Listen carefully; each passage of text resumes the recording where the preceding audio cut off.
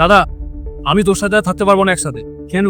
এই তোর এই প্রতিদিনের এই জ্ঞানের কথা বকবক থেকে না আমার মাথা খারাপ হয়ে যাচ্ছে। আর তোকে আমি একটা কথা বলে দিচ্ছি, আমরা এই উপরের ঘরে থাকবো, তোরা থাকবি নিচের ঘরে। না তুই উপরে আসবি না আমি নিচে যাব, মনে থাকে জানো।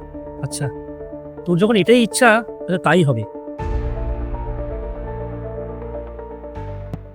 বিরক্ত লাগছে আমার, রোজ রোজ আমি কেন একা ঝাড় দেবো?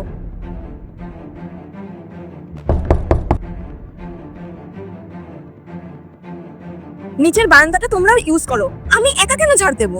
তোমরাও কালকে থেকে ঝাড় দেবে। ঠিক আছে, কাল থেকে তোমার বউই হাত দিবে। জেম্মা জেম্মা, মা না আমাদের হটপটটা চাইছে। কিন্তু বাবু ওটা তো আমাদের, আমি তো পয়লা বৈশাখ ওটা কিনে এনেছিলাম। নিজেদের হটপটটা চেয়েছি, কোনো জমির ভাগ চাইনি।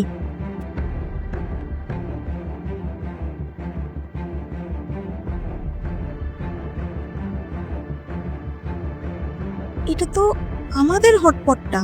মা, এই যে আমাদের হটপট। হ্যালো, হ্যাঁ মহেশদা, বলছি আমাদের এবার মুদির সাথে কত টাকা হয়েছে একটু বলো তো, পাঠিয়ে দিচ্ছি আমি। তোমার দাদার তো টাকা দিয়ে গেছে। দাদা দিয়ে গেছে? আচ্ছা ঠিক আছে।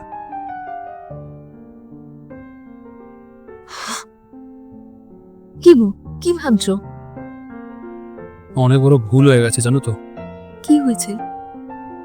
দাদার ব্যাপারে না আমি সত্যি অনেক খারাপ ভাবতাম, কিন্তু দাদা আমাকে নিয়ে সবসময় ভালোই ভাবে।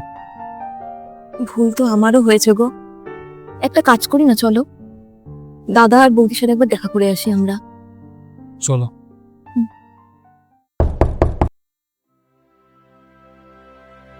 আরে ভাই, দাদা ক্ষমা করে দে আমাকে, আমি না বুঝে তোর সাথে অনেক খারাপ ব্যবহার করেছি, অনেক উল্টা পাল্টা কথা বলেছি, বৌদির সাথেও খারাপ ব্যবহার করেছি।